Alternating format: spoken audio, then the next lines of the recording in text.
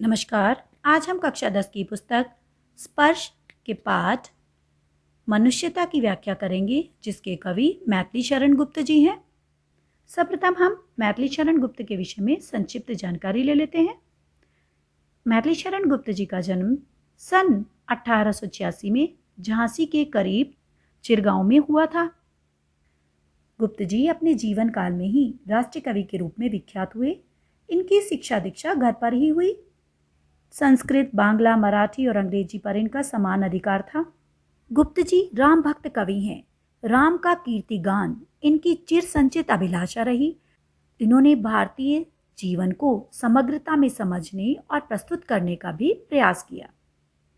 साकेत, यशोधरा, जयद्रथवध इनकी मुख्य कृतियां हैं। इनकी मृत्यु सन 1964 में हुई। कवि ने इस कविता के माध्यम से मानवता, प्रेम, एकता, दया, करुणा, परोपकार, सहानुभूति जैसे मानवीय मूल्यों का संदेश दिया है। कवि का कहना है कि मनुष्य को इस दुनिया के अलगाव को दूर करके विश्व बंधुत्व की भावना से निस्वार्थ कर्म करना चाहिए। उसके जीवन का लक्ष्य दूसरों के हित का चिंतन होना चाहिए। जो मनुष्य अपना जीवन निस्वार्थ भाव से मानवता के लिए समर्पित कर देता है, ऐसे परोपकारी मनुष्य को संसार युगों युगों तक याद रखता है। आइए अब कविता का अध्ययन करें। विचार लो कि मृत्यु हो, न मृत्यु से डरो कभी। मरो परंतु यूं मरो कि याद जो करें सभी। हुई न यूं सुमृत्यु तो वृथा मरे, वृथा जिए। मरा नहीं वही कि जो जिया न आपके लिए। वही पशु प्रवृत्ति है कि आप ही चरे। वही मनुष्य है कि जो मनुष्य के लिए मरे। मृत्यु मरणशील, पशु प्रवृत्ति पशु जैसा स्वभाव, वृथा व्यर्थ, सुमृत्यु अच्छी मृत्यु। इस कविता में कवि ने सच्चे अर्थ में मनुष्य किसे कहते हैं यह बताते हुए मनुष्य को भलाई और भाईचारे के पथ पर चलने की सलाह दी है। वे कहते हैं मनुष्य को ज्ञान होना चाहिए कि वह मरणशील है, वह अमर नहीं है, इसलिए उसे मृत्यु से डरना नहीं चाहिए, परंतु उसे ऐसी सुमृत्यु को प्राप्त करना चाहिए जिससे सभी लोग मृत्यु के बाद भी उसे याद करें। कवि के अनुसार ऐसे व्यक्ति का जीना या मरना व्यर्थ है जो खुद के लिए जीता है। कि जो व्यक्ति दूसरों के लिए कुछ नहीं करते, उसके ऊपर दुनिया भी ध्यान नहीं देती। ऐसे व्यक्ति पशु के समान हैं। कि वह उन पशुओं के समान है जो चारागाह में जाते हैं और अपने अपने हिस्से का चराते हैं, अर्थात वो अपना ही पेट भरने का कार्य करते हैं, वो किसी पर कोई परोपकार नहीं करते। तो जिन व्यक्तियों में, जिन मनुष्यों में मानवता, प्रेम, परोपकार जैसे गुण नहीं होते, उनकी स्थिति उन पशुओं के समान ही होती है जो दूसरों के विषय में नहीं सोचते। असल में तो मनुष्य वह है जो दूसरों के हित के लिए कार्य करे, उन्हीं के लिए जिए। और ऐसे परोपकारी व्यक्ति को लोग मृत्यु के बाद भी याद रखते हैं। उसी उदार की कथा सरस्वती बखानती, उसी उदार से धरा कृतार्थ भाव मानती। उसी उदार की सदा सजीव कीर्ति कूजती, तथा उसी उदार को समस्त सृष्टि पूजती। अखंड आत्मभाव जो असीम विश्व में भरे, वही मनुष्य है कि जो मनुष्य के लिए मरे। उदार, दानशील, कृतार्थ, आभारी, कीर्ति, यश, धरा, धरती, अखंड जिसे खंडित नहीं किया जा सकता। आत्मभाव, आत्मीयता, बखानती गुणगान करना, पूजती करना, असीम पूरा। कवि के अनुसार जो व्यक्ति जीवन में दूसरों की चिंता करते हैं, उन महान उदार व्यक्तियों की उदारशीलता को पुस्तकों, इतिहासों में भी स्थान देकर उनका बखान किया जाता है।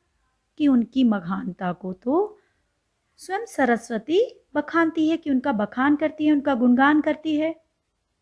पूरी धरती उस महान व्यक्ति की आभारी रहती है, उसकी बातें हमेशा जीवित रहती हैं।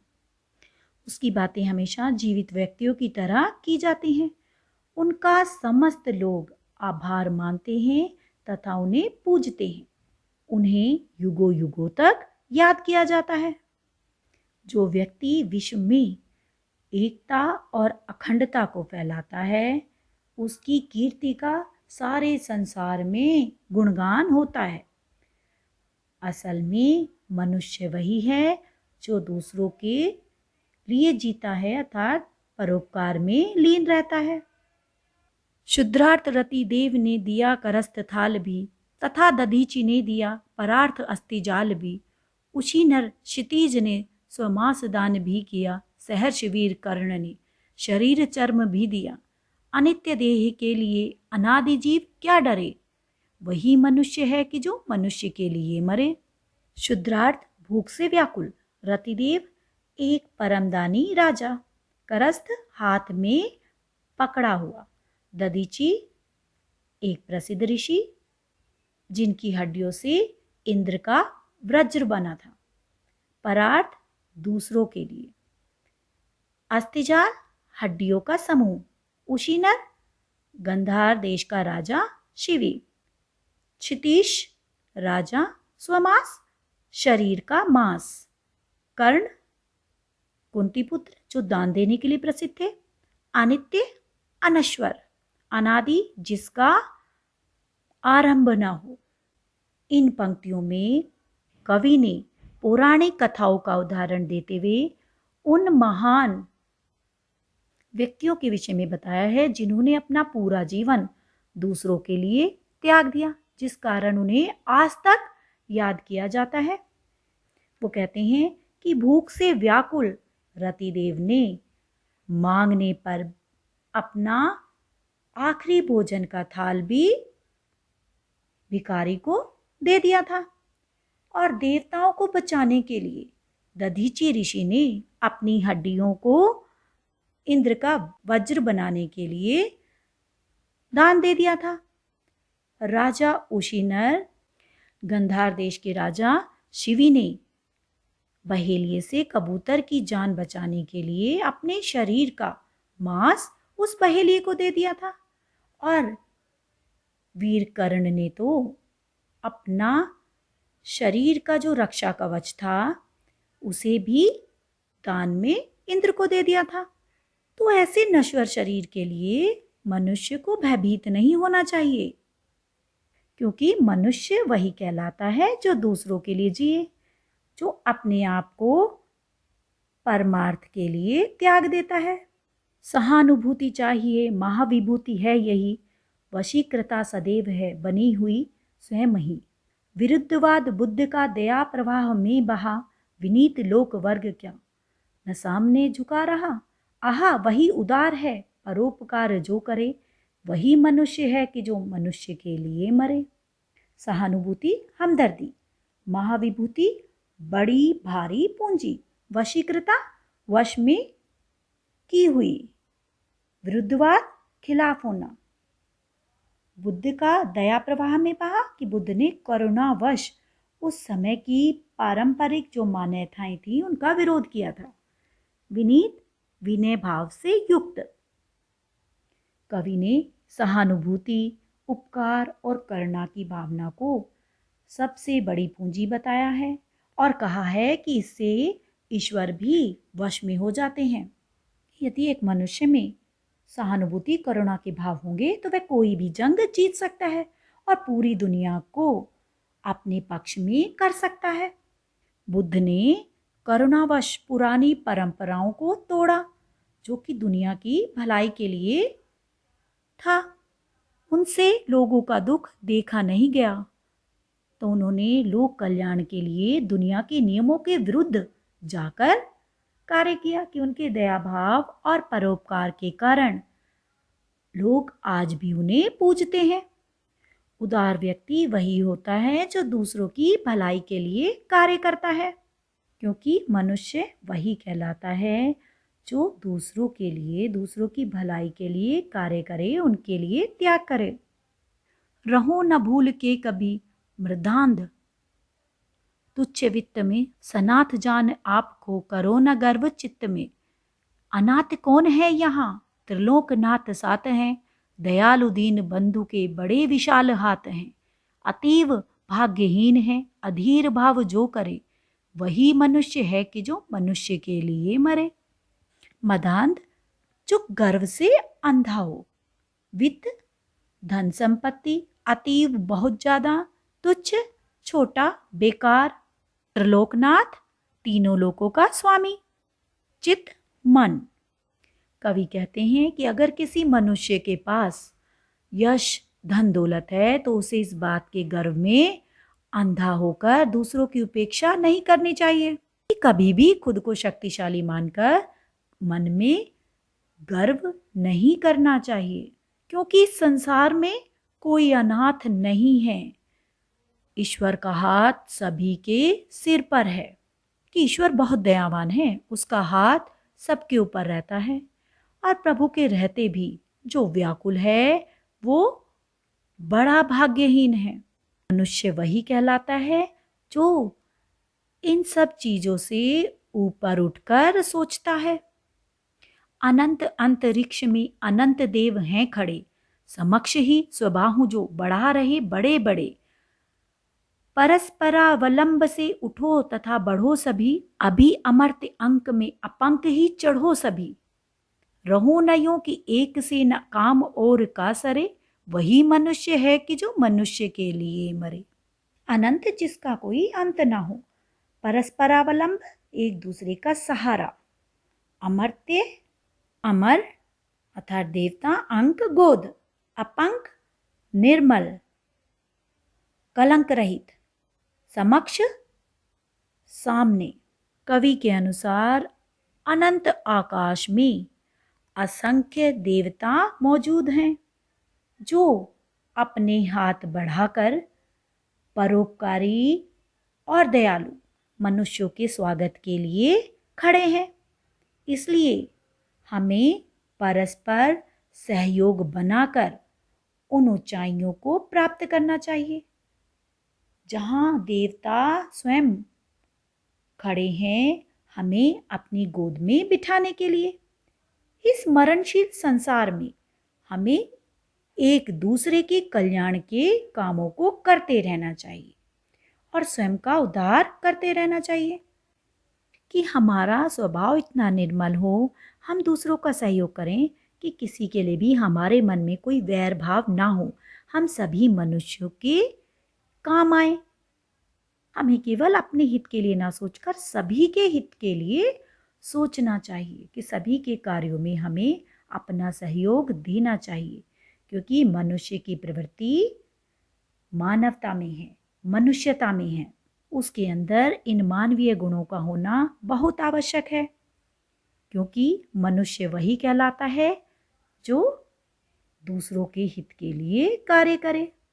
मनुष्य मात्र बंधु है, यही बड़ा विवेक है। पुराण पुरुष स्वयंभू पिता प्रसिद्ध एक है। फला अनुसार कर्म के अवश्य बाह्य भेद हैं, परंतु अंतरेक्य में प्रमाणभूत वेद हैं। अनंत है कि बंधु ही न बंधु की व्यथा हरे, वही मनुष्य है कि जो मनुष्य के लिए मरे।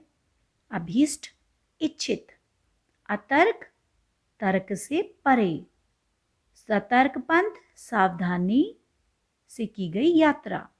अनर्थ अर्थहीन, स्वयंभू परमात्मा स्वयं उत्पन्न होने वाला, प्रमाणभूत साक्षी। अंतरिक्य आत्मा की एकता, अंतःकरण की एकता। कवि कहते हैं कि सभी मनुष्य एक दूसरे के भाई बंधु हैं और यह बहुत बड़ी समझ है। पुराणों में जिसे स्वयं उत्पन्न पुरुष माना गया है वह ईश्वर सबके पिता हैं, कि सभी उस ईश्वर की संतान हैं। बाहरी कारणों के फल के अनुसार प्रत्येक मनुष्य के कर्म भले ही अलग अलग हों, परंतु हमारे वेद इस बात के साक्षी हैं कि सबकी आत्मा एक ही है, कि भले ही मनुष्य के कर्म अनेक हैं परंतु उनकी आत्मा में एकता है। और इसका प्रमाण हमारे वेद हैं। कवि कहते हैं कि अगर भाई ही भाई की मदद नहीं करेगा तो उसका जीवन व्यर्थ है। यानी हर मनुष्य को दूसरे की मदद को तत्पर रहना चाहिए, क्योंकि मनुष्य वही कहलाता है जो बुरे समय में दूसरे मनुष्यों के काम आता हो। चलो अभीष्ट मार्ग में सहर्ष खेलते हुए, विपत्ति विघ्न जो पड़े उन्हें ढकेलते हुए, घटे न हेल मेल हाँ, बड़े न भिन्नता कभी, अतर्क एक पंथ के सतर्क पंथ हो सभी, तभी समर्थ भाव है कि तारता हुआ तरे, वही मनुष्य है कि जो मनुष्य के लिए मरे। अभीष्ट इच्छित, तर्क तर्क से परे, सतर्क पंथ सावधान यात्री, विपत्ति विघ्न संकट बाधाएं।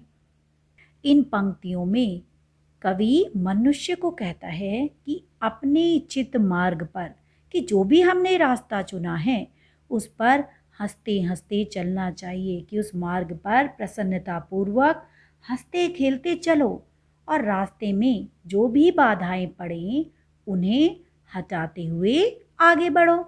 परंतु इसमें मनुष्य को यह ध्यान रखना चाहिए कि उनका आपसी सामंजस्य ना घटे, कि उनमें जो आपसी सहयोग की भावना है, जो आपसी प्रेम है, वो कभी कम ना हो और ना ही उनके बीच में भेदभाव ही बढ़े।